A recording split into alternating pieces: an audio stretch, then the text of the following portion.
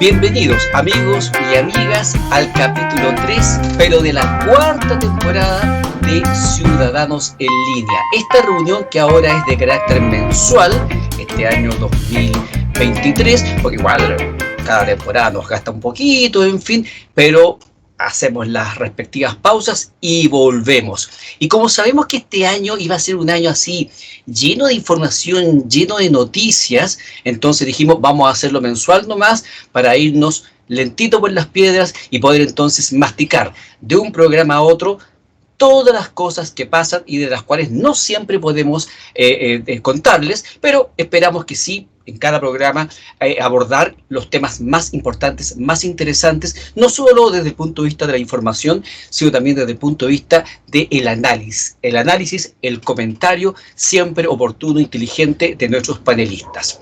Yo quiero partir contándoles que este mes de en marzo de 2023, estudiociudadano.cl alcanzó los 2 millones de visitas. Quiero agradecer a todas las personas que nos visitan diariamente, son cientos, son miles las visitas mensuales y que dan cuenta entonces de que este trabajo de hormiguita, este trabajo en el tiempo, de tratar los temas de la política, la economía, los grandes temas que realmente deben interesar a las personas, familias, es un esfuerzo que ha valido la pena y que es reconocido porque a la gente le interesa lo que hacemos y eso entonces nos da la fuerza para seguir trabajando, seguir reuniéndonos, en este caso, en Ciudadanos en Línea, todos los meses durante este año 2023 para comentar lo que está pasando en Chile y el mundo. Y por lo tanto quiero partir entonces dando el contexto de lo que está pasando en el mundo y en Chile antes de iniciar la conversación con los panelistas habituales en este capítulo 3 de la cuarta temporada de Ciudadanos en Línea. Recordemos entonces lo que ha pasado en los últimos días, semanas a nivel internacional. Esto es interesante. Porque ustedes saben que el Papa Francisco es así como del lado izquierdo, como que el alita es más para el lado izquierdo. Sin embargo, hace unas semanas, el Papa Francisco aseguró que la ideología de género es peligrosa porque es abstracta con respecto a la vida concreta de una persona. Como si una persona pudiera decidir abstractamente a voluntad si ser hombre o mujer y cuándo. ¿Les suena conocida eso, ese conflicto que hoy día está pasando en nuestras sociedades? Pues bien, Francisco agregó que la ideología de género es diabólica, al mismo tiempo que defendió una pastoral a favor de ayudar a las personas homosexuales. Mientras tanto, en España, la ley Sí, solo es Sí, cuyo nombre correcto es Ley de Garantía Integral de Libertad Sexual, le ha traído enormes dolores de cabeza al gobierno de Pedro Sánchez y particularmente a Irene Montero, ministra de Igualdad, pues la puesta en práctica de la nueva legislación ha tenido un efecto contraproducente, rebajando condenas y dejando en libertad a sancionados por diversos delitos sexuales. Una norma que buscaba proteger la libre voluntad de las mujeres se convirtió, por una mala técnica legislativa, en la salvación de decenas y quizás ya cientos de reos rematados. Por su parte, en Francia, Emmanuel Macron avanza con el aumento de edad de la jubilación, contra viento y marea, con una medida impopular, pero que es absolutamente necesaria de acuerdo a la gran mayoría de expertos previsionales.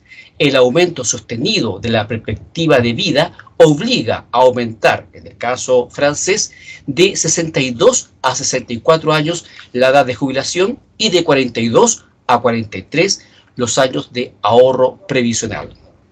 Y en Italia, Giorgia Meloni aumenta su popularidad endureciendo la postura ante los inmigrantes, argumentando que el país ya no resiste más extranjeros. Algunos dicen que estas medidas son racistas y atentatorias de los derechos humanos. Populismo duro y puro. Pero en El Salvador, Nayib Bukele cosecha una popularidad casi unánime mientras sigue alardeando de su lucha contra las maras, inaugurando un centro penitenciario literalmente de película. A uno de sus críticos, el presidente colombiano Gustavo Petro, sus familiares le complican la vida. La Fiscalía de Colombia abrió una investigación en contra de Nicolás Petro, hijo del presidente, por las acusaciones de su ex esposa que afirma que recibió dinero de ex narcotraficantes para la campaña de su padre, pero que él la desvió para uso personal. Más cerca de otro país, aquí al lado, en el Perú, se han decretado nada menos que 36 meses de prisión preventiva para el expresidente golpista Pedro Castillo, mientras que la presidenta Dina Boluarte se mantiene en el poder a pesar de las protestas que tienden a decaer, especialmente cuando Lima y otras ciudades han sido azotadas por lluvias torrenciales, aluviones y lodazales que han dejado muertos, heridos y pérdidas multimillonarias. Por otro lado, en la frontera norte, Bolivia nuevamente exige salida al mar como moneda de cambio para colaborar en la reconducción de migrantes ilegales expulsados desde Chile. Estrategia que le permite además desviar la atención de los serios problemas económicos que se agravan en el país altiplánico, dado la baja en el precio del gas y el sostenido gasto fiscal en beneficios sociales, cuyo presupuesto aumenta cada año. Pero no todo está patas para arriba en América Latina. El matemático argentino-estadounidense Luis Caffarelli, nacido en Buenos Aires en 1848, ha ganado el premio Abel 2023, considerado el Nobel de las Matemáticas, por sus contribuciones para resolver los llamados problemas de frontera libre, aquellos en los que se describe la superficie de separación de un sistema dinámico que tiene dos fases, como el agua y el hielo o un frente atmosférico. El galardón, dotado con 676.500 euros, fue anunciado por la Academia de Ciencias y Letras de Noruega. Bien, por nuestros hermanos argentinos que la pasan tan mal. En el contexto nacional, en Chile, sigue avanzando el proceso constitucional con algunas polémicas, luego del nombramiento de Verónica Undurraga como presidente de la Comisión de Expertos. Para que sepa algo de Verónica Undurraga, ella es abogada y académica y defendió la despenalización del aborto en un coloquio realizado aquí, en Estudio Ciudadano, en noviembre de 2021, donde conversó con uno de nuestros panelistas estables, el abogado Cristian Larraín Ríos. Puede ver el video en la sección de entrevistas y podcast de estudiociudadano.cl. Entre las primeras audiencias de la Comisión de Expertos, tanto el Contralor General de la República como la Presidenta del Banco Central pidieron que se fortalezca y respete la institucionalidad de ambos entes públicos. Luego que se supo que en el índice propuesto para la nueva Constitución no se contempla un capítulo exclusivo para las Fuerzas Armadas y Carabineros, en circunstancias que la delincuencia, el terrorismo y el narcotráfico son parte de las principales preocupaciones de los chilenos durante meses. En ese contexto, parece que un poco picado, el subsecretario Manuel Monsalve salió a criticar la demolición de las narcocasas de la comuna de La Florida, argumentando que es una medida más efectista que efectiva. Aún así, las encuestas y las redes sociales parecen estar del lado del alcalde de La Florida, Rodolfo Carter, cuya figura como precandidato presidencial aumenta cada día. Esta polémica se da en los mismos días en que un funeral de un narcotraficante obligó al cierre de colegios y universidades en Valparaíso, dejando la fuerte sensación de que el Estado ya está de rodillas ante la delincuencia. El dato duro viene desde el Índice de Terrorismo Global, que posiciona a Chile como el segundo país con los peores datos en criminalidad de toda América Latina y nos deja en el número 17 del ranking mundial. En otra polémica, en desarrollo, el Senado manifestó su solidaridad con la senadora Fabiola Campillay, luego que la diputada María Luisa Cordero pusiera en duda su ceguera, diciendo que solo es tuerta. A pesar de lo políticamente incorrecto de la conducta de la diputada Cordero, el apoyo a sus palabras no merma en redes sociales, ya que muchos recuerdan cómo la senadora Campillay hizo llamados a quemar todo el país y demandó al Estado de Chile por más de 2.000 millones de pesos. Al cumplir el primer año de gobierno, Gabriel Boric hizo un desabrido cambio de gabinete que apenas le sirvió para mejorar en la cartera de Relaciones Exteriores, donde la labor de la ex ministra Urrejola y sus subsecretarios dejó al país con un déficit que tomará tiempo superar. No tocó educación, que lleva semanas en polémicas, tampoco al Ministerio de Desarrollo, de su amigo Jackson, ni a Salud, donde las vacunaciones desde la bivalente en adelante están atrasadísimas. Y además se compró un lío con el Partido Liberal, que hoy se expresan diversas frases y decisiones del presidente de la Cámara, Vlado Mirosevic, que parece no tener ánimo de perdonar la casi inexplicable salida del único ministro del partido en el gabinete de Boric, el ex titular de Obras Públicas, Juan Carlos García. Lo que el gobierno y los sectores más radicales del mismo no superan es que después del rechazo a su proyecto constitucional, las cifras de las encuestas que arrojan pésimos resultados cada semana, el rechazo al proyecto de reforma tributaria, que otros proyectos de las críticas no avanzan, como en seguridad, pensiones y salud, y que sus partidarios se encuentran divididos en varios temas, como las iniciativas de autopréstamo y sexto retiro, es hora de revisar el plan y las promesas de gobierno, poner la pelota en el suelo para avanzar en lo que realmente se pueda. Si eso no ocurre, los efectos son insospechados en el corto y mediano plazo. Un botón de muestra. El Tribunal Constitucional rechazó los requerimientos por los polémicos indultos a delincuentes, y aún así se crea una comisión investigadora. Se espera el resultado de una nueva solicitud de indulto y, lejos de cerrar el tema, la idea de una acusación constitucional en contra del presidente poco a poco va tomando forma. Para que usted pueda seguir en parte siquiera estos y otros temas que no alcanzamos a cubrir en un capítulo mensual, es que doy inicio a este nuevo encuentro con los panelistas habituales de Ciudadanos en Línea: Pedro Iturrieta Vergara, Cristian Larraín Ríos y Fernando Ramón Palma Tapia. ¿Cómo están, caballeros? Bienvenidos a este capítulo 3 de la 4ª temporada de Ciudadanos en Línea. Y quiero partir precisamente dándole la palabra al panelista que estuvo ausente en el programa anterior porque estaba de vacaciones, tenía que descansar, por supuesto, naturalmente, y espero yo que haya recargado todas las pilas para hacer los comentarios, así que te voy a dar a ti, Pedro Iturrieta, la palabra para que actives tu micrófono y nos cuentes cuáles son tus percepciones en un par de minutos de lo que ha estado pasando en el último tiempo, en la primera ronda que hacemos habitualmente en el programa, para luego entonces pasar a los análisis más en concreto de la agenda de temas que hemos preparado para esta ocasión. Pedro, el micrófono es tuyo. Muchas gracias, Alejandro. Mis saludos a Fernando, a Cristian, a todos los seguidores de panel.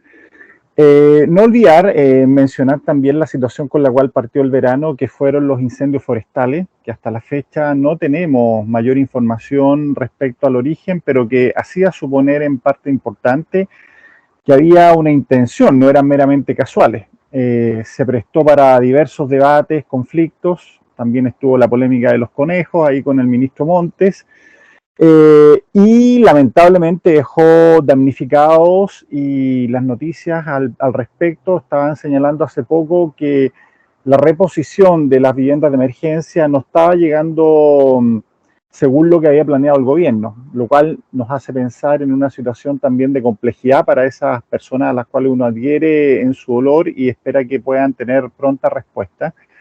Pero pasando de esa dolorosa situación que abarcó en esta ocasión más de 3 regiones, desde la séptima hacia el sur. No olvidar tampoco que marzo trajo también turbulencias, refería fundamentalmente a los eventos vinculados con la situación de las apuestas de los indultos que venían arrastrándose ya el año pasado, en donde se elevó un reclamo al Tribunal Constitucional. También se generó paralelamente una situación de conflicto al interior del gobierno con una posible modificación estructural del gabinete. Hubo más sillas aparentemente también allí de los cambios que hubieron, y se genera la marginación, y tú lo mencionabas bien, Alejandro, se genera la marginación de un partido oficialista que se la jugó bastante por la apuesta de Apruebo Dignidad, que no era un partido originario que había migrado del Frente Amplio como es el Partido Liberal, que se la jugó su presidente en la campaña del apruebo y que inexplicablemente hasta el día de hoy fue marginado de la primera línea ministerial, lo que equivale casi, igual que el Partido Radical, también hay que decirlo, lo que equivale en definitiva a una suerte de exilio o derechamente de corte con la influencia, porque tú sabes que todos sabemos que los ministerios son la vía y el cauce como se expresa la participación política, y si tú restas a un partido que se ha jugado, que ha sido tu socio y aliado de esa primera línea, estás dando una señal. ¿Y la señal cuál fue? Que hubo mayor distribución de cargos hacia el Partido Socialista y al PPD. y eso ha generado toda esta turbulencia, cambio del presidente, como pocas veces hemos visto, un presidente capaz de renunciar en el Partido Liberal, que fue reemplazado por otro, que al otro día ya señaló que venía a representar otro concepto y otra idea, si bien era el mismo partido, y los dichos del mismo diputado y líder del Partido Liberal, Vlado Mirosevic, al respecto, que han sido bastante disruptivos. Pero no, como si no fuera poco, de traspiés en el gobierno, tuvimos también, curiosamente, la caída en primera instancia en la Cámara de Diputados de la reforma tributaria que había sido el eje central de propuestas de reforma del gobierno, y que inexplicablemente también se cae no necesariamente por el no apoyo de la oposición, sino por el no apoyo de aliados y cercanos al gobierno. 3 diputadas, una con la cual además el ministro de Educación había tenido un entrevero, en donde habitualmente también se generó ahí una situación compleja, y no hay proyecto formal. Vimos por primera vez también a un ministro de Hacienda bastante, yo diría, fuera de sus casillas, lanzando, el ministro Marcel, lanzando ahí unas filípicas que no se le conocían cuando fue líder ahí del Banco Central. Habló de que celebraban los evasores. Exactamente, no. Yo creo que fue un momento muy, muy complejo para el gobierno. Fueron tragos y sabores amargos en esos momentos. Luego tuvimos un episodio que tampoco está del todo resuelto para mí, a mi parecer, que fue esta cosa rara de farándula política donde una diputada prestó ayuda a un señor futbolista muy conocido, pero no contento con eso, se involucraron además generales de carabineros, aparentemente para darle un trato preferencial. Una general dijo que ella hacía más o menos lo que tenía que hacer con todos los chilenos. Yo me pregunto cuántos chilenos tendrán el teléfono de la general Sosa para poder hacer estos trámites, porque podría ponerlo a disposición, pero no era solamente ella. Habían 2 colegas de ella que además pasearon al futbolista sacando fotos con una celebridad, y olvidando el deber y la corrección y la austeridad y toda esta cosa tan relevante. Y quiero rematar finalmente con con 2 temas que me inquietan, que tú también mencionaste. Uno, en parte, el tema del narcotráfico, que sigue avanzando. Se llegó a plantear durante el verano también que los maras estarían instalándose. Hubo aseveraciones no solamente de Chile, sino de expertos extranjeros. El que sí parece bien instalado el Tren de Aragua. Se está definiendo a San Antonio como uno de los principales polos de narcotráfico en Chile. Se suma a esto la suspensión de más de 15 establecimientos educacionales en clase en Valparaíso porque había un funeral. Yo me pregunto cuántos colegios suspenden por los funerales que hay diariamente. Ninguno, diría yo, salvo que sea una celebridad, una persona muy querida, no sé, alguna autoridad. Pero acá el Estado está cediendo y está retrocediendo no solamente en el derecho de la seguridad ya, sino que en el derecho esencial de la educación. Entonces, acá es cuando se prueba empírica y prácticamente que derechos escritos no necesariamente tienen una correlación en la práctica de no intervenir o mediar ciertas variables. Y la variable esencial que está faltando acá se llama Estado de Derecho en forma que aplique la fuerza conforme a la descripción weberiana, como Estado, como monopolio de ejerción para poder ejercer la fuerza e imponer la ley. Eso no se está viendo, hay dudas existenciales en el gobierno al respecto, y eso nos tiene también como nos tiene. Y por último, termino señalando la situación de conflicto ahora con Bolivia, que en definitiva pone sobre la mesa su demanda y exige salida al mar para no dejar pasar a todos estos migrantes que lamentablemente tienen su propia situación de crisis humanitaria en el país de origen del cual vienen, debido también a la conocida dictadura que lleva ya más de 20 años y que algunos fueron a celebrar hace muy poco. Sí, estamos hablando de un verdadero chantaje, a mi parecer, que está aplicando el gobierno boliviano en este caso. No hace ningún comentario porque en realidad a lo que yo dije al principio, tú agregaste otras cosas más que también están en el tintero y que seguramente van a seguir haciendo noticia, como el caso Orsini Valdivia Carabinero, que yo creo que eso va a seguir con cola porque con el paso de los días las versiones han ido cambiando, ya no fueron como se conocían originalmente, así que eso va a traer cola seguramente. Fernando Ramón Palma Tapia, tus minutitos, tus 2-3 minutitos, para hacer el análisis general del último periodo, de los últimos días, de los aspectos más relevantes que a ti te parecen pertinentes comentar en esta primera vuelta. Hola. Mira, Alejandro, como hemos comentado, hemos conversado otras veces, estamos viviendo los tiempos VUCA. Reitero el concepto de volátil, incierto, complejo y ambiguo. Y eso no solo en Chile, sino que a nivel global. Y eso, vamos a agregarlo, el gobierno actual es un gobierno débil. Por no decir un gobierno terminado. Así. El gobierno Boric terminó el 4 de septiembre de 2022. Así, en simple. Entonces, se le acabó todo su andamiaje de legitimidad, de poder, de influencia con esa derrota. Entonces, ¿qué están haciendo las oposiciones? Como se dice, huelen sangre. Y lo que quieren es, obviamente, sacar a ese débil que está en la cima y ponerse ellos. No nos olvidemos, la clase política funciona en base a por sí y para sí.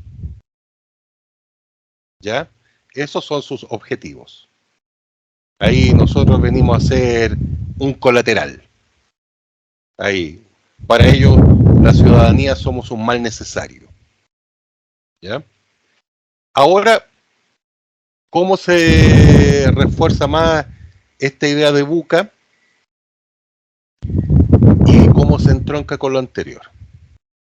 Estamos viendo el tema delincuencia, narcotráfico, que está aumentando bastante grave, bastante notorio, pero hay una cosa que se nos olvida,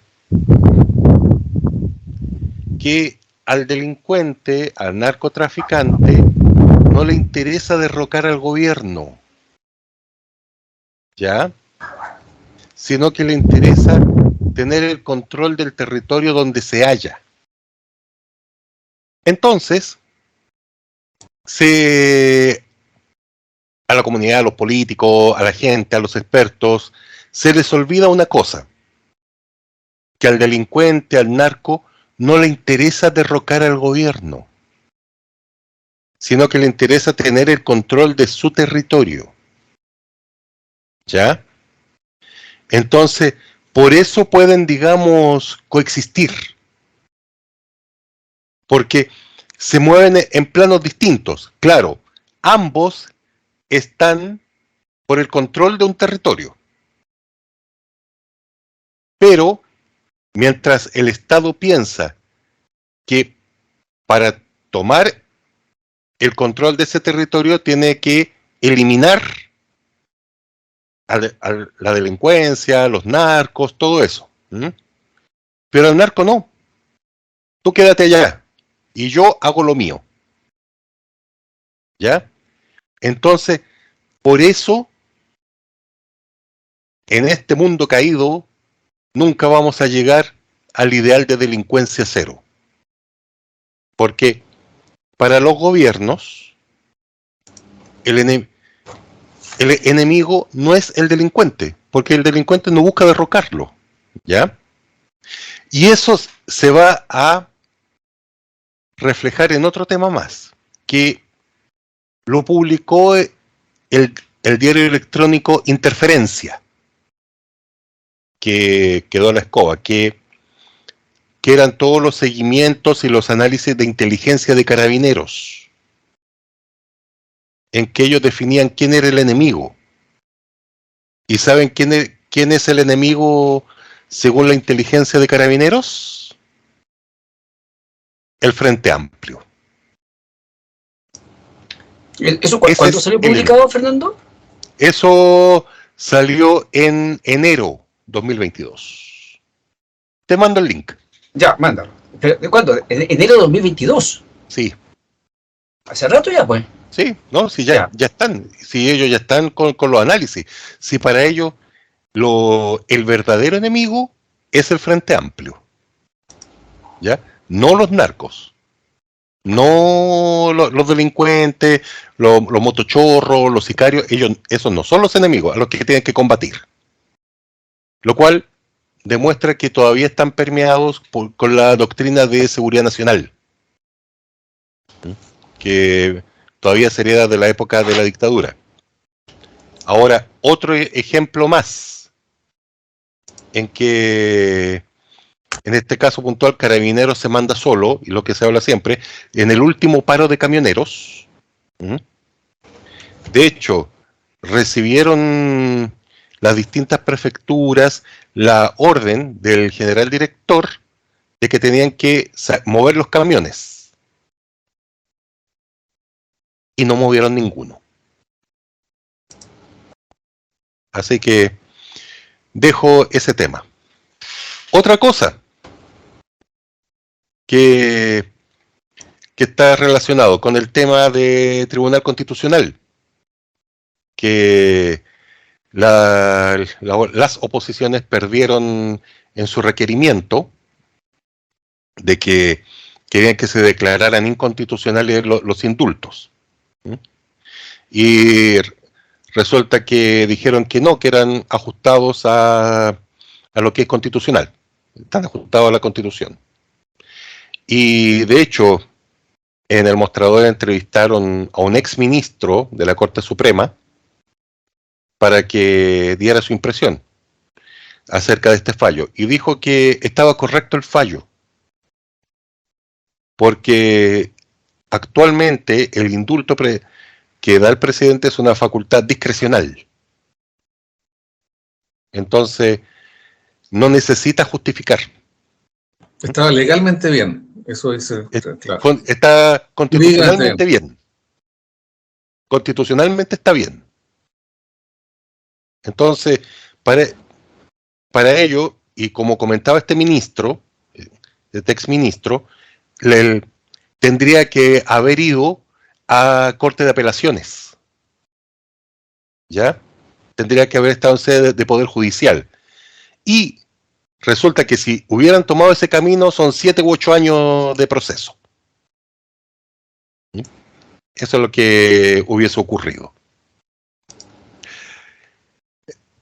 Y por lo mismo las oposiciones van por la acusación constitucional. Así, ahí, porque, como comenté, están oliendo sangre. Y sí, como corolario, ahí con la doctora Cordero, que me llama la atención, que como un ciego puede hablar por celular. Doctora, hay hartas aplicaciones para ciegos que se usan en celular. Yo tengo amigos, hermanos de iglesia, que son ciegos y usan celular. Yo mando WhatsApp y ellos me responden. Claro, ellos tienen una interfaz de voz en que ellos pueden comunicarse. ¿Ya? Así que le hace falta una actualización tecnológica. Sí. Tengo varias cosas más que hablar, pero que deja menos. Llego hasta acá. Sí, tiene razón lo que dice Fernando Ramos. Yo también tuve compañeros de la universidad que eran ciegos y aprovechaban la presencia de una serie de aplicaciones y facilidades que tienen los teléfonos inteligentes para poder comunicarse, para que le leen los textos y cosas por el estilo. Ahora, eso sí hay que decir, dentro del argumento de la diputada Cordero, era que también la había visto que le había chuntado bien a la ranura de una votación. La otra Cordero tiene su argumento. Cristian Larraín, yo tengo unos comentarios que hacer sobre el indulto, pero lo voy a dejar para la segunda vuelta porque quiero escuchar a Cristian Larraín respecto de cuál es el análisis que él hace respecto de las últimas cuestiones que han pasado en el país, que son muchas, así que tenemos que hacer un esfuerzo, una capacidad de síntesis para poder recoger lo más importante. Cristian, el micrófono está contigo. Bueno, me han gustado los comentarios de todos mis contertulios, los tuyos también. Fue un gran resumen lo que hiciste, Alejandro, al inicio. Muy entretenido, muy interesante con Fernando y Pedro. Yo quiero tocar un tema que no hemos tocado aún. y es la guerra de Irak, no la de Ucrania. ¿Por qué? No quiero tocar la guerra, la verdad el tema es el sistema mundial de protección de los derechos humanos. Tienen, desde los sectores más conservadores, no quiero decir de derecha, pero más conservadores, se ha criticado mucho a la Corte Internacional de Justicia, a la ONU y a la Comisión Internacional de Derechos Humanos, porque tienen un sesgo pro izquierda. Yo creo, para mí eso es bastante evidente, y lo que está pasando ahora con Putin también es así, porque Putin es un poco...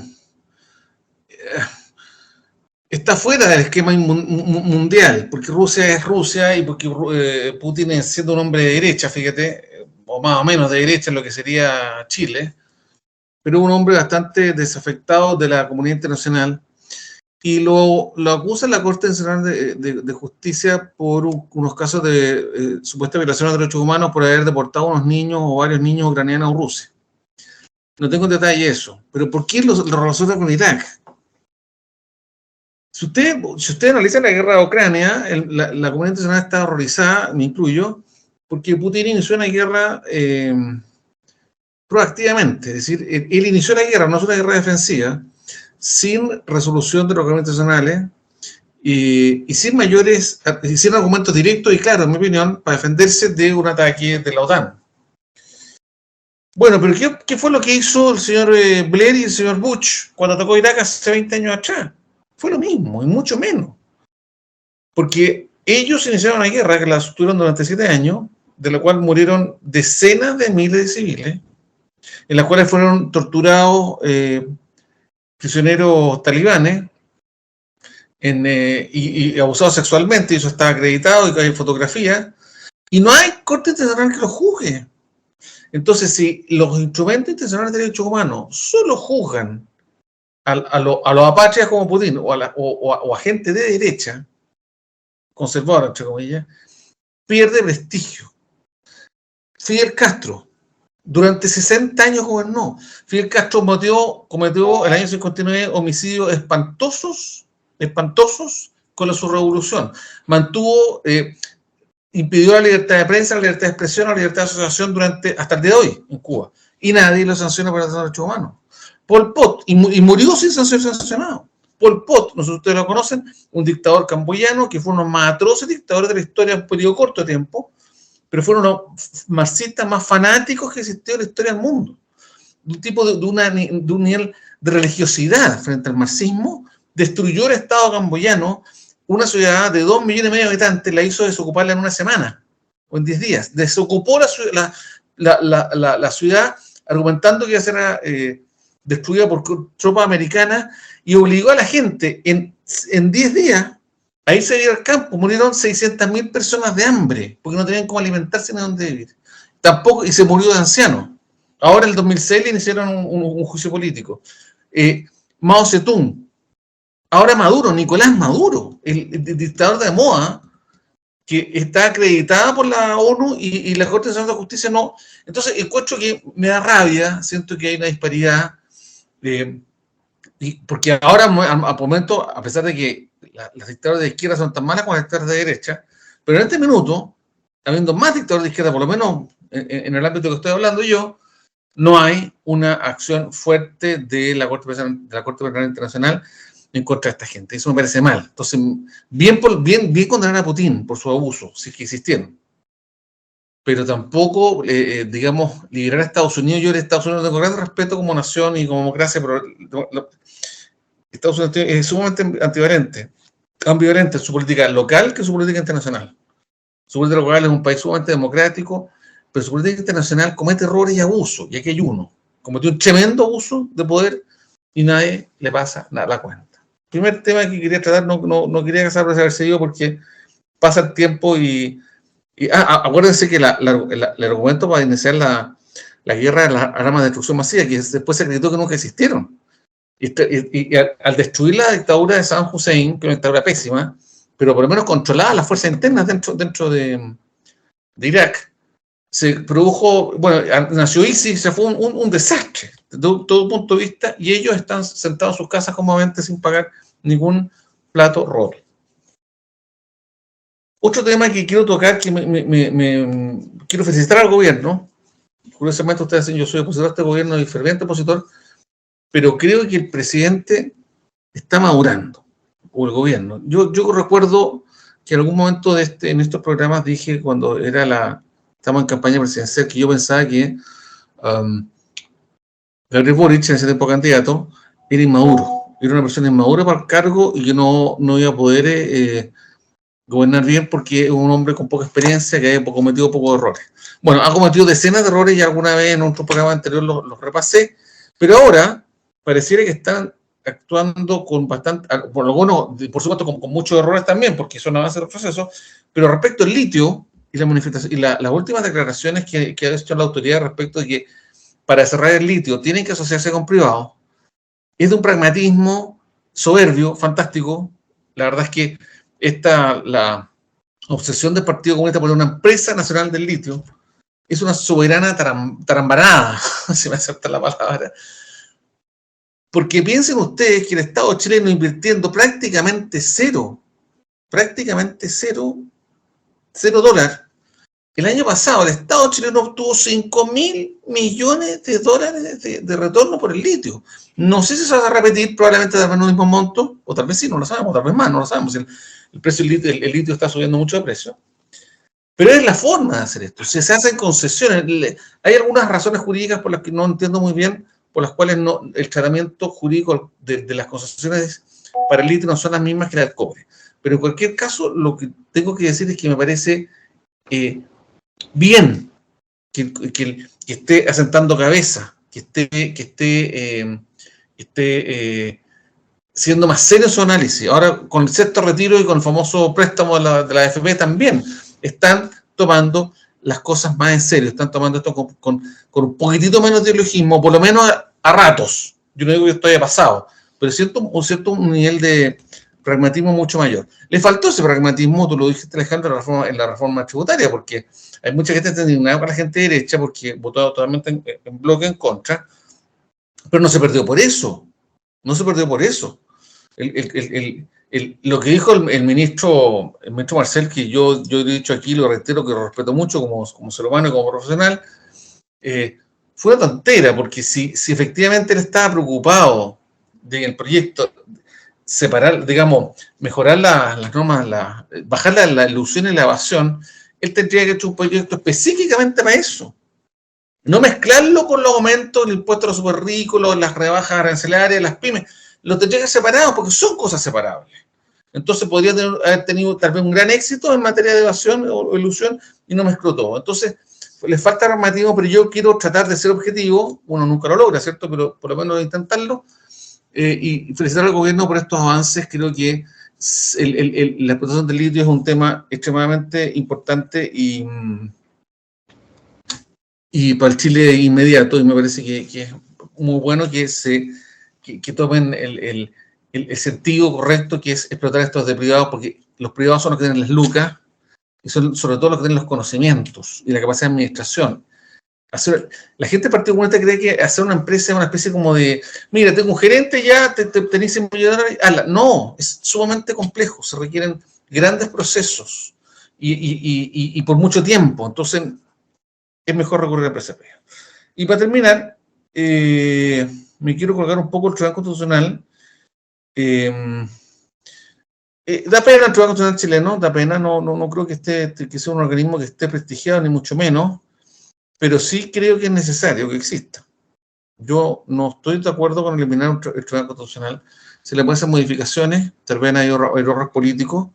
Hace tiempo que está dando agüita, digamos, el Tribunal Constitucional, pero yo creo que tiene que haber una corte que no sea la Corte Suprema, que resuelva los conflictos de constitucionalidad, porque la Corte Suprema es parte del Poder Judicial, y el Poder Judicial es el que puede tener problemas de constitucionalidad con el Poder Ejecutivo. Entonces tiene que haber un tercero, que no sea ni Poder Judicial, ni Poder Legislativo, ni Poder Ejecutivo, que resuelva los problemas de constitucionalidad, y ese punto de vista creo que sería... No digo que el Tribunal Constitucional actual chileno esté dando el ancho, pero sí, conceptualmente creo que tiene que existir, porque si no, puede pasar con una mayoría legislativa dicte leyes que los tribunales tampoco estén dispuestos a cumplir, no sé, o no los llamen a pronunciarse sobre eso, y creo que tiene que existir un órgano que se pueda pronunciar específicamente respecto a eso. Así que yo, y por último, respecto a Bolivia, bueno, yo tengo, lo he dicho acá, una pésima visión de la política internacional de Bolivia, pésima, no mala, pésima. Creo que dan el jugo, pero tremendo, tremendo. O sea, yo no soy un experto, pero sí soy un buen aficionado a la historia de Chile, y sobre todo a la historia del Pacífico, y yo soy un convencido de que desde el punto de vista social y económico, Bolivia jamás tuvo salida al mar. Nunca.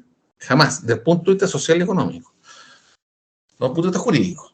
Chile reconoció que Bolivia tenía salida al mar en el Tratado de 1863, porque se estableció una línea divisoria en el norte de Chile. Entonces Chile reconoció que Bolivia, que en el mismo Chile no tenía fronteras con Perú.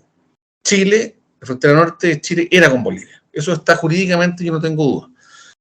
Pero el pueblo boliviano, la cultura altiplánica, la cultura del Alto Perú, nunca tuvo acceso al Pacífico. Eso es falso, tanto al punto que para llegar a Antofagasta y Arica, había que ir por Perú, por Arica. Perdón, para Antofagasta ya había que ir tenía que bajar de La Paz a Arica, de Arica en barco, y no habían caminos entre Arica y de Calama, digamos, hacia Bolivia, al otro lado de la cordillera.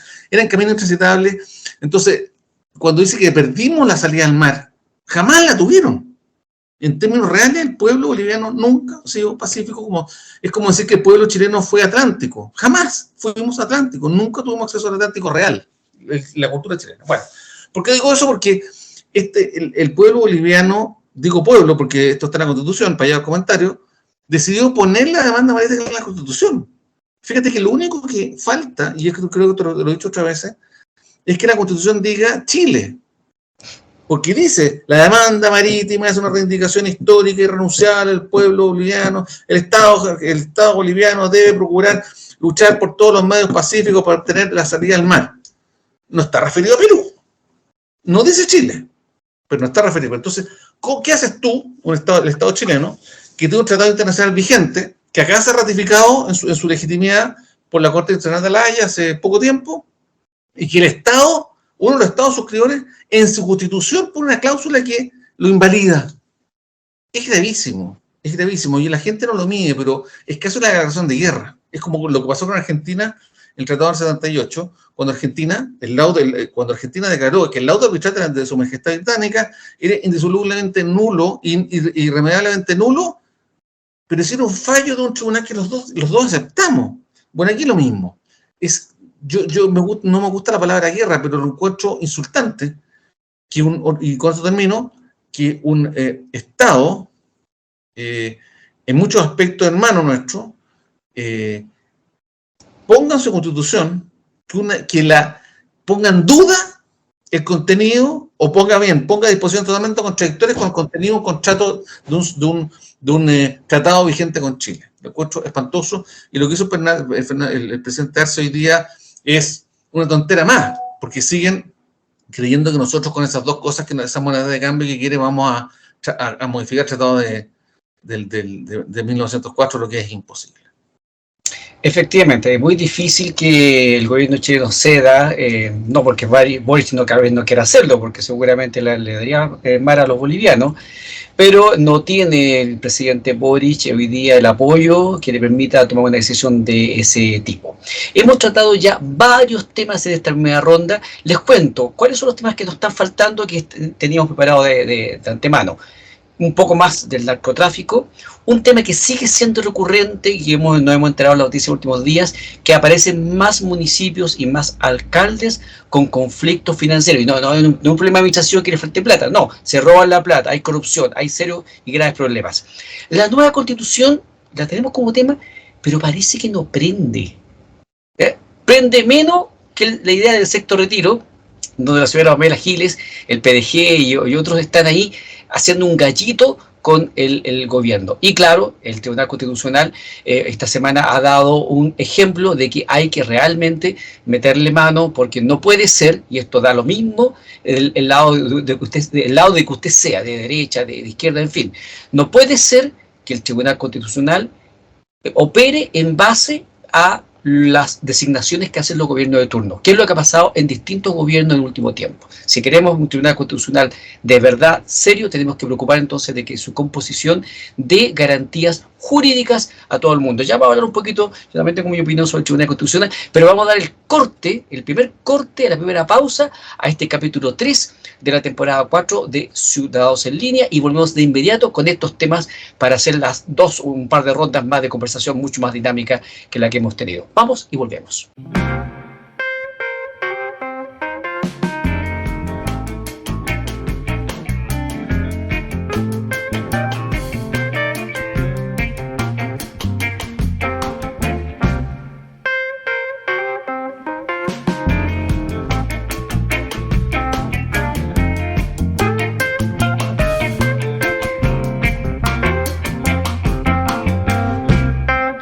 Volvemos entonces con el capítulo 3, pero de la cuarta temporada de Ciudadanos en Línea.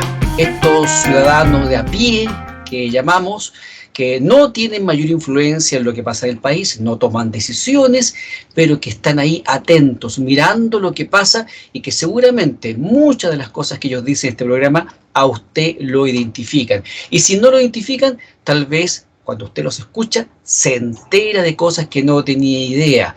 Y eso ayuda entonces a ampliar la visión, el panorama, para que las cosas se vean desde otros puntos de vista. Quiero hacer el llamado a los amigos y amigas que quieran participar de alguno de estos programas. Nos pueden escribir al correo contacto@estudiociudadano.cl, nos dice que quiere opinar, que quiere participar, y nosotros gustosos lo invitamos a participar de este Ciudadanos en Línea, que es un espacio hecho para las personas, para que entonces tengan más argumentos para opinar. Yo voy a partir entonces esta segunda parte del programa haciendo un par de comentarios para empezar entonces a calentar el ambiente respecto de algunas de las cosas que se han comentado. Una tiene que ver con el Tribunal Constitucional. Ya estamos de acuerdo en que el Tribunal Constitucional, a través de los últimos años, ha demostrado tener serios problemas en su conformación, donde la componente política, la componente de designación del presidente de la República, en fin, genera un problema de imparcialidad. Sin embargo, yo quiero hacer también un reclamo fuerte, una crítica fuerte a la derecha, que llevó adelante este tema ante el Tribunal Constitucional. Porque fueron unos tarambanas, como dice Cristian Larraín. Y a propósito, voy a decir algo también que es importante. Hemos acordado, a partir de este programa, nombrar al tarambana del mes. De todos los personajes de la política, de la farándula, si usted quiere, del mundo artístico, nacional o internacional, al final del programa le vamos a preguntar a nuestros panelistas cuál creen ustedes que es el tarambana del mes. Y vamos entonces a asignar ese ilustre mote a aquella persona que por su conducta haya demostrado ser un auténtico tarambana. Yo voy a partir entonces con los partidos de la derecha que presentaron esta acusación constitucional. Pero que cometieron dos grandes errores, y aquí hablo también como abogado. El primer error fue haber acelerado las acciones. Si habían ido a la Contraloría General de la República, pues dejen entonces que la Contraloría General de la República se pronuncie. Le dieron un favor al Contralor General, le hicieron un favor. ¿Por qué? Porque al judicializar el caso, automáticamente por las normas administrativas, el Tribunal Constitucional, la Contraloría General de la República dijo, bueno, ¿sabes qué? Esto está ya en sede judicial, así que no me corresponde, aunque yo quiera, no puedo pronunciarme sobre una materia de la cual ya está conociendo un tribunal de la República, en este caso el Tribunal Constitucional. Entonces fue una torpeza, un atarantamiento de parte de los que empezaron a hacer estos justos reclamos por los indultos, porque eran, obviamente uno no entendía cómo personas con los prontuarios que se han dado a conocer podían haber sido entonces beneficiarios del indulto, por mucho que esto sea naturalmente una facultad presidencial indelegable. Eso es lo primero. Y segundo, por favor, si la presidenta del Tribunal Constitucional, la señora Nancy Yáñez, creo que es su nombre, fue nombrada recientemente por el presidente de la República, en redes sociales están las publicaciones, incluso aparece una polera diciendo que el señor Mateluna es inocente. Por favor, ¿qué abogado en cualquier juicio, en cualquier pleito, no pide la inhabilidad de el ministro juez que vaya a fallar su caso. No solamente eso, porque hay otra ministra que también fue designada por el presidente Boris, y es cosa de mirar entonces cómo se manejan en la vida diaria sus publicaciones. San Twitter, tú buscas en Twitter y encuentras inmediatamente la opinión de la gente en distintos momentos.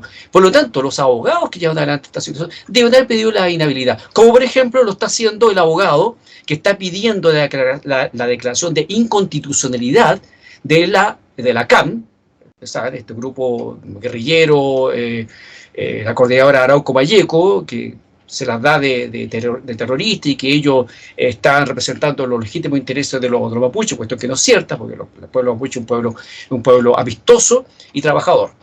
Pues bien, el abogado que está llevando adelante esta solicitud de declarar inconstitucional a la CAM ha hecho ya una recusación amistosa precisamente en contra de algunos de los ministros en este caso. Eso es lo que hace un abogado eficiente. Así que yo creo que también ahí llevar un tirón de orejas a los partidos políticos que hacen estas cosas tan mal.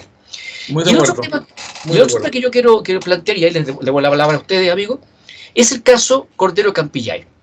Totalmente de acuerdo con que, digamos, que la conducta de la doctora Cordero, que no es primera vez que sale con exabruptos, no es la más adecuada en su forma de plantear sus observaciones, sus dudas y cosas por el estilo. Y yo no tengo por qué salir a defender a la doctora Cordero. Lo que me llama la atención, realmente, y a rato me preocupa, es que el Senado tenga una actitud de tanta solidaridad con la senadora Campillay, solidaridad que yo puedo entender que en términos formales están obligados prácticamente a entregarla, y no tuvieron ninguna reacción, pero ninguna reacción, cuando esta misma señora Campillay llamó a quemar el país.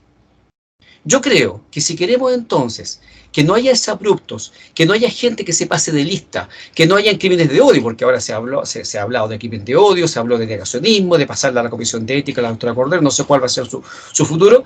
Creo que la justicia debe ser para todos lados. De la misma manera como a Cristian Larraín le parece muy mal que la justicia internacional solamente persiga a unos y no a otros, a mí también me parece muy mal que en nuestro país se rasgue vestidura cuando alguien, actuando de forma tal vez poco diplomática, dice o hace cosas que son un tanto incorrectas o bastante incorrectas, pero cuando otras personas, que en este caso son las atacadas, como la señora Campillay, cuando estas personas también hacen ese abrupto y dicen cosas que son reprochables, esos mismos parlamentarios, donde están los parlamentarios de la derecha, no dicen nada y no condenan esta actitud. Yo siento ahí realmente que buena parte de la derecha está capturada por la moral, esta moral de doble cara de cierta izquierda, no toda la izquierda, porque no vamos a echar a toda la izquierda del mismo lote, pero hay cierta izquierda a la cual le gusta solamente la ley del embudo, o sea, anchito para ellos y angostito para los demás. Nos quedan otros temas, narcotráfico, los conflictos financieros de los municipios, así que yo quiero inmediatamente entonces abrir la conversación para que ustedes opinen lo que quieran con la misma libertad que lo he hecho yo en este momento. No sé, Pedro, ¿quieres partir tú o Cristian tenía algo que decir inmediatamente? Mira, no, muy cortito, es que, perdón, Alejandro, razón lo que dijo Fernando, que me hizo mucho sentido, de que la verdad es que para los narcotraficantes el gobierno de turno es como totalmente indiferente, les da lo mismo. Yo creo que no, Piñera, Bachelet, Matei, Lago, que fuese, si Matei se candidata, me refiero, le da lo mismo. Lo que ellos le interesan es tener coaptadas las autoridades locales. Un poco lo que dice, no sé si exactamente lo que se entendí que dice Fernando, pero un poco tener libertad en su territorio. Yo no soy experto en narcotráfico, ni mucho menos, y he visto decenas de películas de narcotráfico, pero son demasiadas esas películas. Las películas, los buenos directores estudian los temas, no son solamente locuras que se les ocurren. La experiencia de México con el capo de la droga, que ahora está detenido en Estados Unidos, era el capo de la droga. La máxima autoridad mexicana está cooptada por los... De hecho, el Chapo Guzmán lo ocupó para atacar a sus enemigos. O sea, era un aliado. Entonces, él demostraba éxito porque, claro, mira, el Chapo Guzmán le filtraba datos de, mira, aquí me encontrás 500 kilos de coca, pero de los enemigos, mientras él le dan vía libre por otras cosas. Entonces, lamentablemente, es casi imposible que haya narcotráfico significativo sin que estén cooptadas las autoridades locales. Puede ser gente de aduana, puede ser las policías, puede ser gente de distintos servicios públicos, porque tienen que hacer la vista corta, y esto no es necesariamente crímenes en el sentido de matar gente, sino que es simplemente decir, mira, esta bodega tú lo citaste a San Antonio, no, de bodega no la vamos a revisar. Simplemente la dejan estar, la dejan pasar. O sea, por omisión negocian. Entonces, es casi imposible. No puede decir que la gente en Chile fuma marihuana, mucha gente 2 o 3 pitos a la semana y tal vez uno diario. Eso quiere decir que compra, no sé, pues 10 kilos de marihuana al año, y eso por miles de personas, y eso no tiene que estar cooptado. No siempre todos los funcionarios, sino que digo que hay instancias del Estado que te captan, y eso me parece que es muy terrible, más lo que decía Pedro respecto al narcotráfico y los Estados Unidos, que lo que hizo el ministro de Educación fue sin ningún sentido, al estar de acuerdo con la suspensión de clase. Estamos hablando de que le pareció normal, uso la palabra bueno, pues yo quiero traducir un poco, que le pareció normal que se suspendieran las clases porque iba a haber un funeral narco. Y obviamente ahí, de hecho, tuvo que salir la ministra Toá otra vez. Sí, ¿Sí, es no? que ahí vamos con otro tema, abre paréntesis, ¿por qué en el último cambio de gabinete no salió el ministro de Educación Ávila? Sí, ¿por qué, Fernando? Dime tú. Simple, por su orientación sexual. Ay, fuertes declaraciones. A ver, expliquemos un poco de eso, porque yo sé que mucha gente no sabe. De hecho, yo no lo sabía hasta hace 2 semanas. Claro, resulta que él públicamente ha declarado que es gay. ¿Ya? Entonces, para un gobierno que se hace llamar feminista y que apoya las disidencias sexuales, que se llama, no tiene cómo a su base electoral justificarle que saque a un ministro que es abiertamente gay. Así que por eso no lo sacó. A lo mejor podía haberlo cambiado de silla, pero de que va a salir del gabinete, no. Y es por esa razón. Y se prefirió sacrificar, como ha ocurrido prácticamente en todo el gobierno, a más mujeres. Porque las únicas que han salido, muchos han hecho esa crítica, que los que más han salido y han salido perjudicadas de los cambios de gabinete han sido mujeres, en un gobierno que se ha autodefinido como feminista. ¿O no, Pedro? Y sí, salió un hombre. Bueno, ahí está la paradoja, el enfrentamiento que tuvo el mismo ministro con la diputada humanista, que terminó siendo finalmente victimizado el agresor, en este caso, y blindado por el presidente, saliéndose del marco de la paridad, de la sororidad y de tanta otra acepción que uno escucha, pero que en la práctica no se traduce en hechos concretos. Estamos en una disonancia clásica de la sobreexacerbación ideológica, en este caso ideológica, porque puede ser también de carácter religioso, donde... No, Pedro, hay sororidad ahí.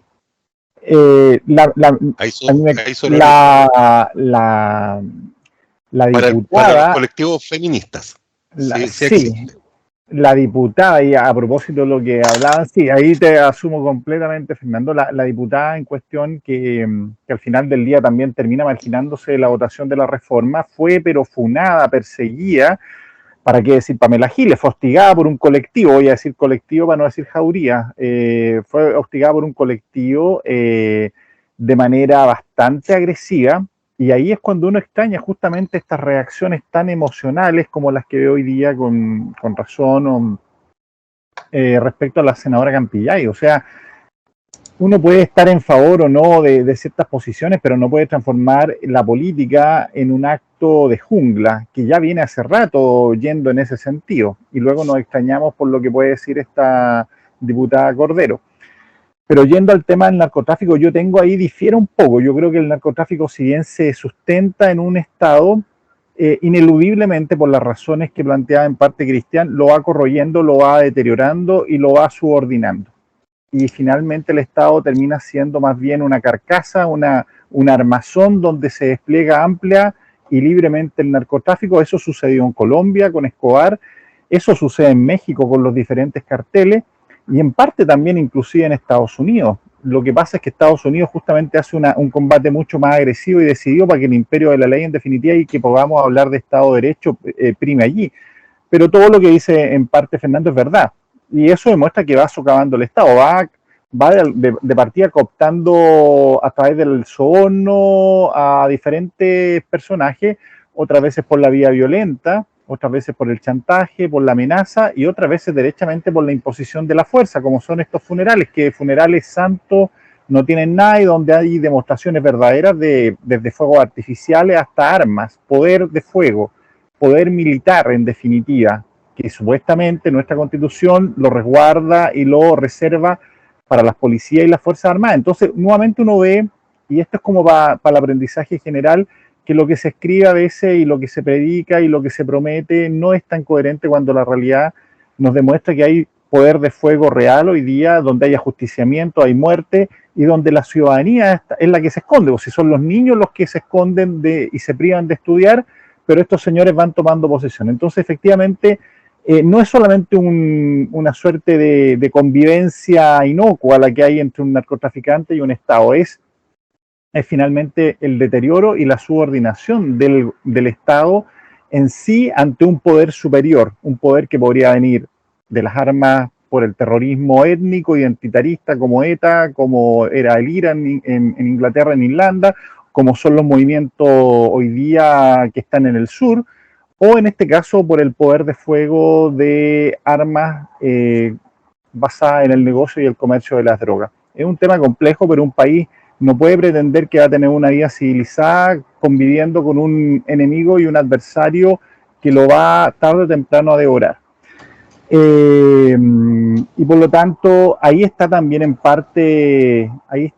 también el destello de esperanza que puede despertar ahí las acciones que hace Carter, que a lo mejor son efectistas, pero en definitiva la masa, aquella que decía Fernando que estamos en un nivel secundario de los políticos, espera, y es por eso que lamentablemente a veces se construye el liderazgo basado en la autocracia, en el autoritarismo y en la fuerza, porque la democracia se inhibe de accionar sobre pretexto de resguardar derechos que los tienen, pero no actuar con fuerza, que es deber de una democracia.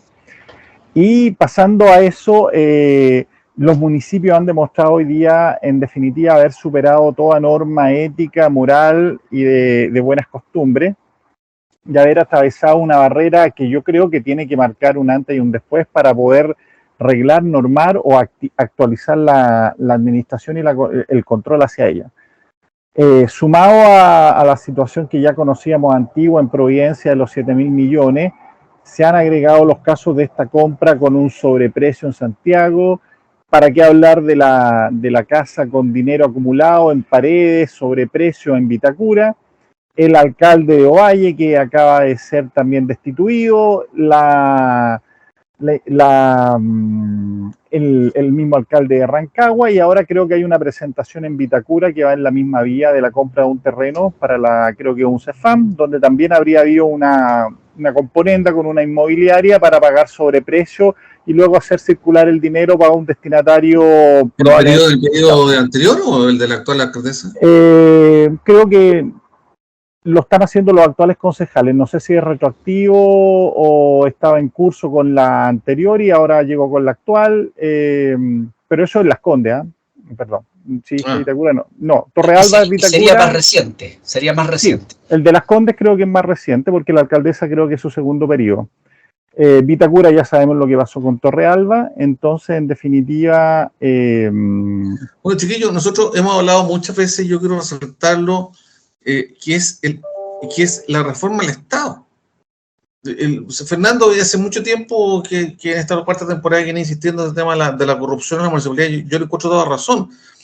La municipalidad es el área del Estado más corrupta en este minuto, hasta donde yo logro captar, por lo menos. Y no se moderniza, y no hay proyecto de modernización. Y ahora que viene la Constitución tampoco parece ser un tema público, modernizar el Estado, hacerlo más eficiente, ocupar mejor sus instrumentos, con una mucha mejor coordinación, a mejor ocupar los recursos, ser más flexible. Fíjate que, ¿por qué no podría el presidente de la República decir, mira, en impuestos internos vamos a acabar con 5 puestos Y eso se lo vamos a ofrecer sin echar a esa gente, se lo vamos a ofrecer para que se vayan a 8 nuevas reparticiones, o al revés, más flexibilidad para manejar mejor el Estado, menos estatuto administrativo, mejor calificación de los funcionarios, presupuesto, no sé, hay muchas cosas que hacer y aquí hay una ineficiencia con la seguridad. Las calificaciones de funcionarios son un chiste. Un chiste, pues, ridículo. Y te lo digo porque en base a mi experiencia. Así que fui víctima de esas calificaciones y son un chiste. ¿Y qué es lo que pasa? Que desgraciadamente hay mucho funcionariado que, lo voy a caricaturizar, que su pega es timbrar papeles. Nada más. Entonces, si haces cualquier modernización que ponga en peligro esa pega, este funcionario, esta funcionaria entra en pánico y va a hacer todo lo que está en su mano para boicotear. Y ahí entra la NEF. Claro. No, pero porque mira, es que eso la NEF a nivel individual, la NEF lo hace a nivel, pero también nivel está a nivel de base. A nivel de base. Y yo te puedo decir, a mí me tocó trabajar proyectos que en este caso me tocó presentar dirigido a automatizar consultorios.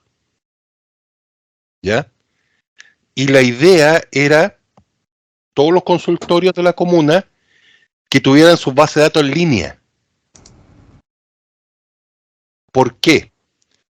Porque se da la siguiente figura, que hay gente que se inscribe en un consultorio, ¿ya? Y se aprovechan del sistema y se inscriben en otro, dentro de la misma comuna. Entonces, por decirlo así, tienen doble beneficio, tienen las horas más seguido, reciben el doble de medicamentos, y fue desastre. Ese proyecto también iba asociado, en esa época era con una toma de horas en línea, y se le informaba a la persona, al paciente, en esa época a través de un mensaje texto, ¿ya? Ahora sería un WhatsApp.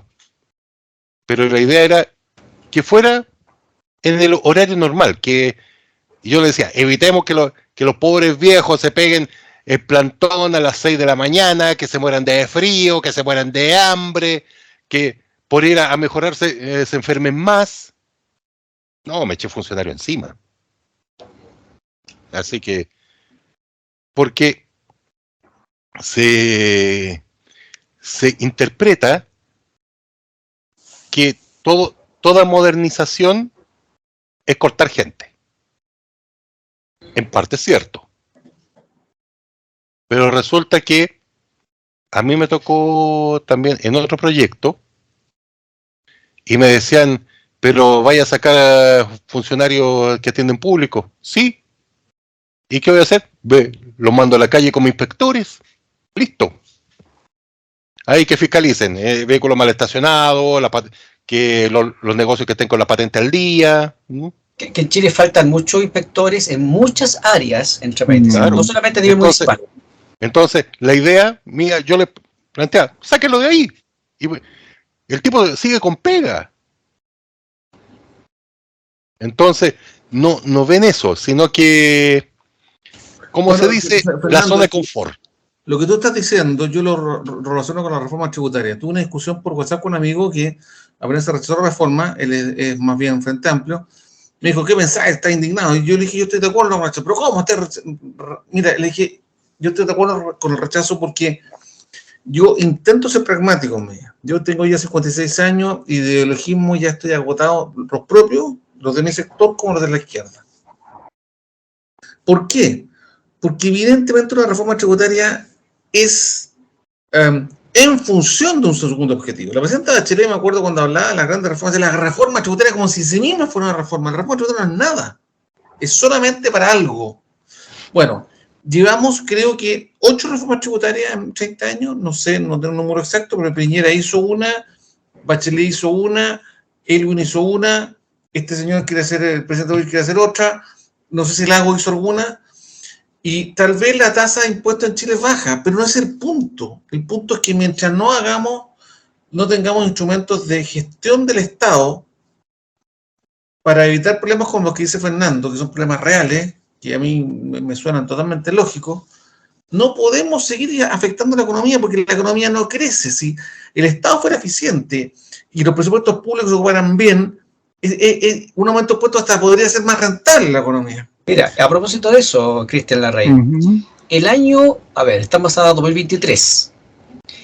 A fines del 2021, lo recuerdo bastante bien porque estuve involucrado en esa discusión acá en la sexta región, se supo el presupuesto para el año 2022. Ustedes saben que la discusión presupuestaria habitualmente se hace a partir de julio, agosto de cada año.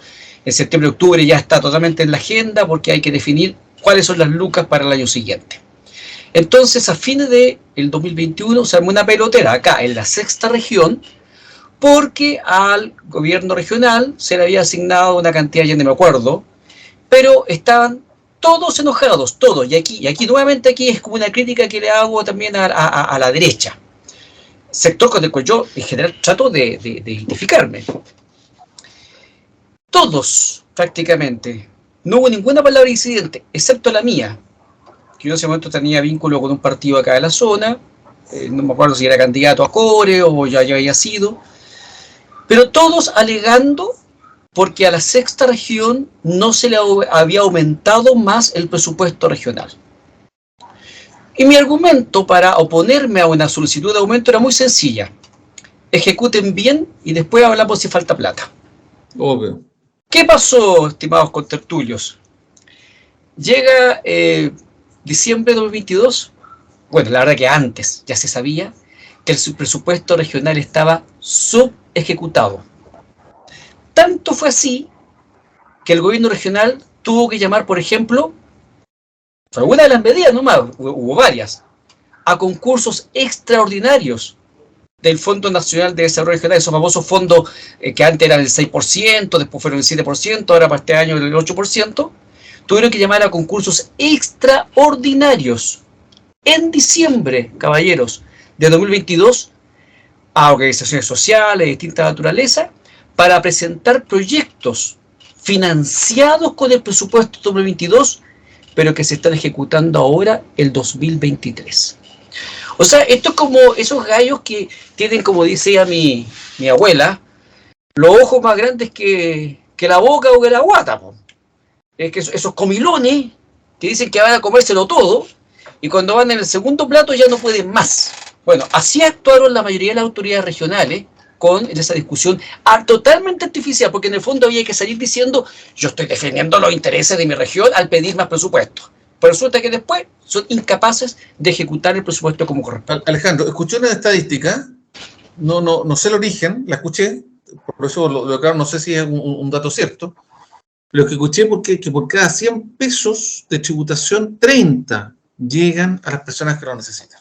Que esa es otra discusión, claro. Yo no tengo dato exacto, pero me pareció de sentido común, me parece aceptable. Y eso es lo que, para que la gente me entienda, tenemos que evitar. Si no podemos seguir echándole plata a la olla porque la economía no da.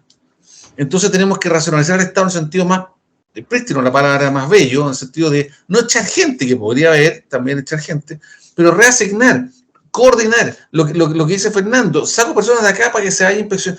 Entonces, saco personas, te invento de los SFAM para mandarlo a impuestos internos, o al revés, no sé, o a otros servicios de salud. Eso no está medido. Yo lo he dicho acá, el Estado administrativo, para contratar gente honoraria, lo único que tiene es el presupuesto. No tiene una razón de eficiencia. Los sueldos se fijan por ley, lo que es una tontera. Tiene que haber un ente centralizado, una especie de banco central que administre el Estado internamente, a nivel de promociones, de estímulos, de incentivos, de evaluaciones. Y eso no está ni siquiera, lamentablemente. Entonces, vamos a seguir aumentando los impuestos, los chilenos van a seguir pasándolo mal, y con un Estado más que tampoco nos ofrece seguridad, es un desastre. De alguna forma, y lo dije la otra vez, y con esto quiero hablar... Hay una referencia, disculpa, Cristian. De hecho, hay una referencia más o menos parecida a lo que tú planteas, que la GCA, que es la Agencia de Administración General de Estados Unidos. Ah, yo pensé que está hablando algo de Chile. No, Ya. no. Así que si quieren una referencia, y resulta que se maneja a nivel federal todo lo que es sueldos y lo que es movimientos personales para algunas agencias, para algunos departamentos, porque hay algunos que obviamente, por ejemplo, los del Departamento de Justicia no se tocan. Onda, yo estoy hablando FBI, la DEA, la ATF, porque son muy especializadas. Pero para, por ejemplo, el Social Security o cualquier otro, mueven gente para allá, para acá, por todo el país. Eso, Ya, cierre Pedro, ¿quieres paréntesis. decir algo? Sí, no, yo quiero ir también a la parte que lidera esto. Chile, por ejemplo, lidera en gasto en sus parlamentarios, comparado con países desarrollados. Si lo llevamos a dólares, hay una ganancia ahí, hay una remuneración que supera por lejos países como Noruega, no sé, Irlanda, etcétera. Es Inclusive vergonzoso, vergonzoso. exactamente. Entonces, ese es un punto, ahí hay un tema de gasto. Bueno, lo que ha pasado también con la defraudación en las Fuerzas Armadas, que tampoco hay que olvidarse eso con Carabineros y todas esas cosas, demuestran que ese dinero se podía reciclar, por así decirlo, y destinar a otra parte, porque si desapareció y no impactó, era un dinero que entre comillas era un excedente que no se iba a gastar necesariamente ese año, como hablaba delante Alejandro, que es efectivo. Uno puede recorrer los ministerios, podría recorrer los ministerios y uno podría ver el presupuesto 2023, en qué proceso y etapa están, y muchas veces se va a sorprender que está pasado el primer semestre y no se ha gastado ni siquiera lo del primer trimestre. Entonces, Exacto. eso demuestra que la burocracia enlentece. Lo otro es que, derechamente, el manejo a nivel interior de los municipios no hay contrapeso. Los concejales aparentemente no pesan mucho o finalmente miran para otro lado. Y finalmente en estas situaciones que estamos viendo de escándalo están directamente las alcaldías vinculadas. O sea, en ese aspecto hay allí un poder que se ha vuelto incontrolable. Y esa es una situación compleja, porque ellos también definen y tienen la peculiaridad de lo que dice en parte Fernando. Los alcaldes tienen la peculiaridad de poder definir política pública local y pueden hacer estos cambios que señala. Es más difícil trasladar hoy día a alguien de un nivel local a un ministerio, pero internamente en un municipio se puede eso dar con algún arreglo, sobre todo cuando son unidades más grandes. Y Está re buena la idea. sí. Y lo otro, quiero recordar a propósito del servicio público, que el servicio del registro civil ha tenido serias dificultades para poder extender los carnets de identidad, Y los pasaportes. y los pasaportes. Entonces la gente pidiendo horas como si estuviera haciendo un trámite realmente complejo, y esa situación no había ocurrido y está ocurriendo. Y eso demuestra que está la burocracia superando a un Estado ágil Y con y que tráfico de responda a los horas. ciudadanos. Tráfico de Eso horas. iba a comentar yo. Exactamente. También hay tráfico de horas. Sí. Mira, yo voy a contar existe todo un eso. ejemplo real de una amiga mía. No, ese es su nombre porque me va a retar. Pero me contó el otro día que a su hija perdió su carnet, va a tratar de sacarlo, se encuentra con la media fila, con los plazos, y una amiga de ella, que se enteró de su problema, llamó a un municipio, a un amigo, y le dicen, pip, ahí voy a ver, pip, porque ahí hay el nombre de la persona, tienes que irte inmediatamente a ese municipio. En el día obtuvo su cédula de identidad.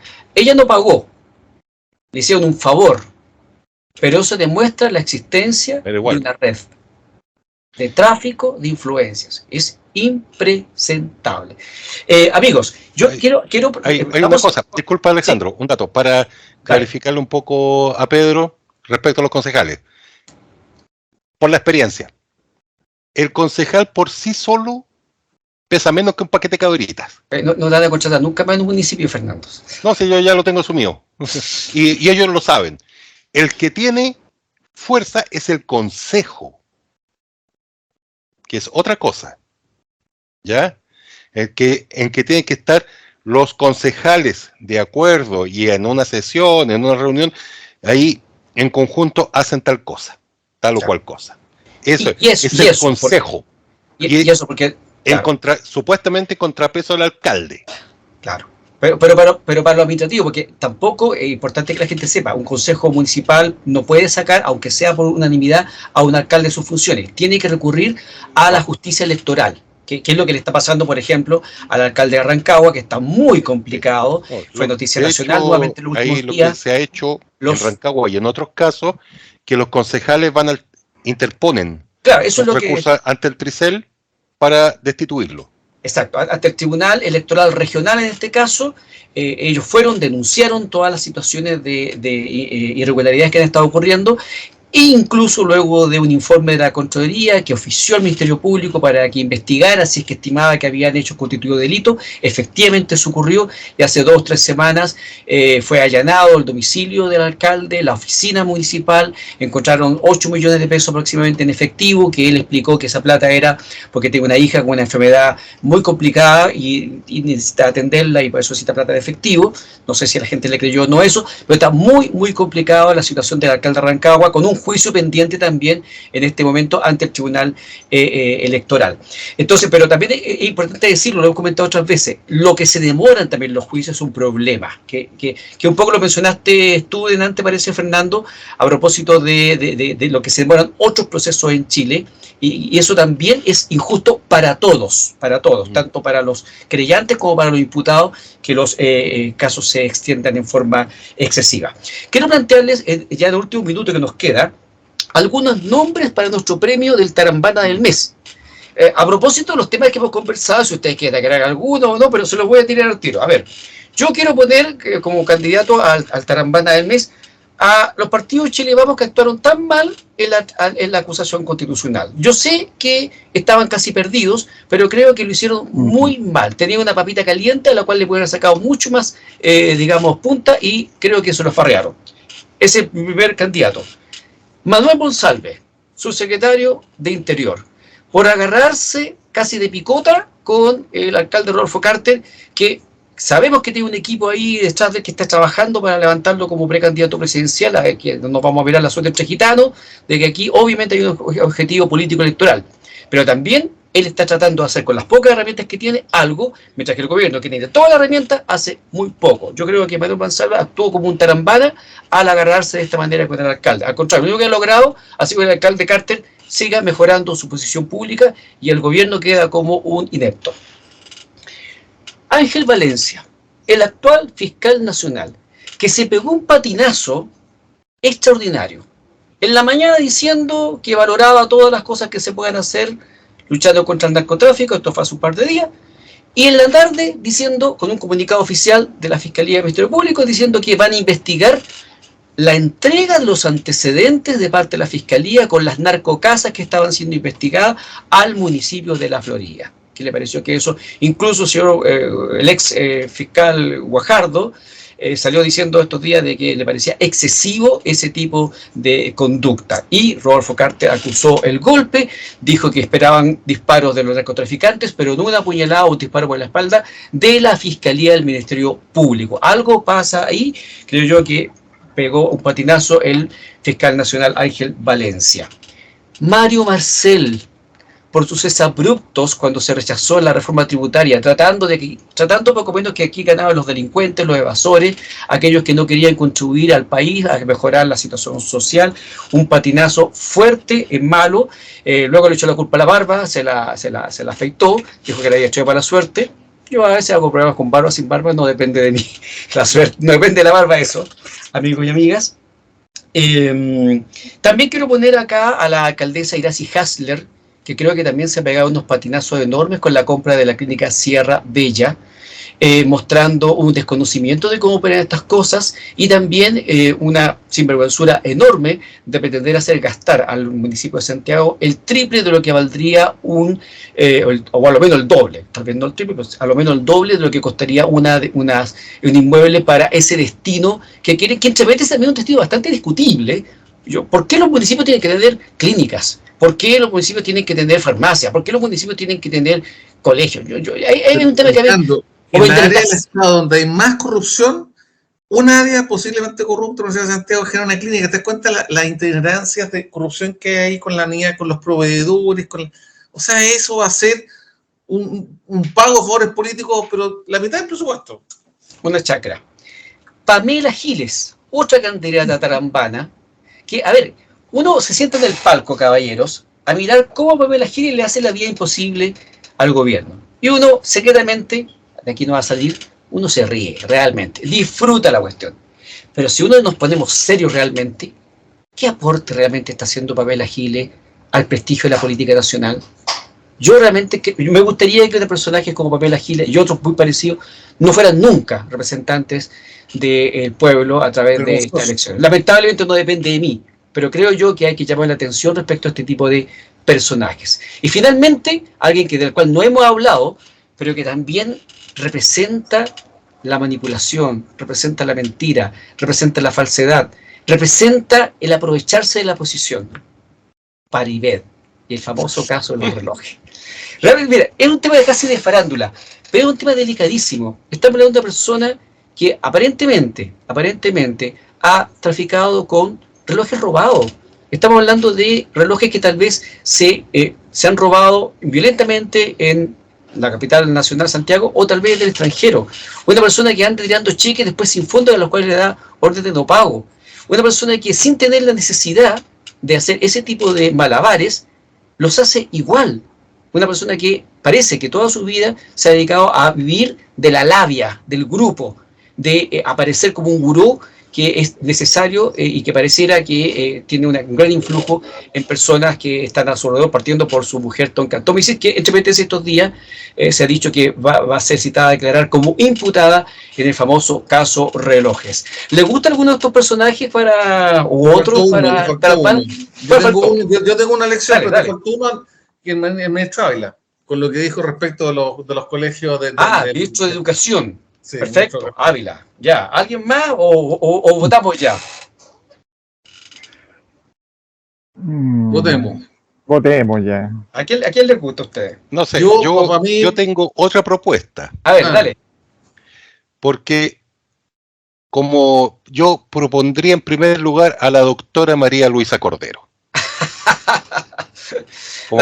Yo no te voy a apoyar, derechamente. Yo sé que la doctora Cordero... Es que, ¿por qué? ¿Por qué? Pensando y todo eso, al margen de atacarla por la discapacidad que tiene, que es adquirida, no nos olvidemos cómo se adquirió esa discapacidad y acreditada judicialmente, que le dispararon a quemarropa una lacrimógena en la cara. Sí, estamos de acuerdo que la conducta de la doctora Cordero es reprochable. Es el tema, tanto por lo reprochable como por lo ignorante. Que, como les comenté, hay tecnología que permite que una persona ciega pueda usar celulares. Y yo lo he visto. Así que esa es mi candidata, para que vean que soy inclusivo. También en la lista. ¿Alguien más? Cristian, parece que tú tenías alguien más. No, espera, yo tengo dos más. Perdón. Que quiero agregar. No, ese dos. Una, se me equivoco, que se llama Ignacio Tapia, el gerente general de la Clínica Las Condes. Ya, hemos hablado de la Clínica Las Condes en capítulo de temporada anterior. Este año no, pero sí ha sido tema. Que ahora se ha esmerado la destrucción de marca de la clínica. Ojo, clínica privada. Sí. Ojo, clínica privada. Entonces, la destrucción de marca, fatal, porque que se consideraba como uno de los referentes en medicina en Chile, y los médicos ya van como 250, 300 médicos que se fueron. Porque este gerente empezó a hacerle un bullying, empezó a recortar, porque su único criterio, el negocio tiene que dar. Claro. De hecho, está va a aumentar el tema de los estacionamientos, va a meter un restaurante gourmet, una de estas tiendas de conveniencia, aprovechando el recinto. O sea, se va a convertir en el mall de la salud. No, de hecho, y lo que hay trascendido de prensa, que la idea de este personaje es transformarlo en un mall y abandonar el rubro salud. Definitivamente. Mira. Mira. Así que ahí se lo gana, digamos, ese es mi segundo candidato a Tarambana. Bueno, habíamos comentado precisamente en temporada anterior que uno de los problemas que estaba teniendo Clínica Las Condes es que el objetivo de optimizar los recursos estaba generando un montón de problemas con la administración, que obviamente lo hace salirse del objetivo de la prestación original, que es otorgar una prestación de salud de alta calidad. Pero bueno, ahora ya nos estamos enterando de que parece que el asunto es mucho más profundo y va a un verdadero cambio de giro. Sí, ¿Alguien más? ese es el Fernando? tema. Y mi tercera candidatura. Te voy a poner la tijera de recortar porque ya no nos queda nada de tiempo. No, si solo es una persona más que yo pondría como Tarambana. Y también que en este caso yo voy ya se me fue la onda. Ya, yo tengo unos voy a dejar en dos. Cuando lo recuerdes te damos nuevamente. Listo. Pedro, ¿tú tenías alguien más? Ya, sí tengo, ya no están en el ministerio, pero yo pondría derechamente al subsecretario Ahumada como gran tarambana que perjudicó, entorpeció un proceso que finalmente fue aprobado. A su jefatura, que también a través de ese coloquio informal refiriéndose a Argentina nos metió en serios líos. La canciller Urrejola. Exactamente, y también pondría al diputado Winter por estas volteretas olímpicas que dieron ahora a partir del sexto retiro, verlo refutar lo que antes aseguraba y aseveraba que era el maná, la revelación, no me lo puedo perder, el diputado Winter. Bueno, es que en ese caso, Pedro, tenemos que poner al presidente de la República, que para todo lo que ocurre hay un Twitter donde el diputado Boric dice exactamente lo contrario de lo que dice el presidente Boric. Hay un Twitter o hay un video, o sea, hoy día se le dice... En el momento la María Luisa Abrams, cuando Piñera lo nombró, dijo, la María Luisa Abrams, qué vergüenza que nombren a alguien de su absoluta confianza en el Tribunal Constitucional.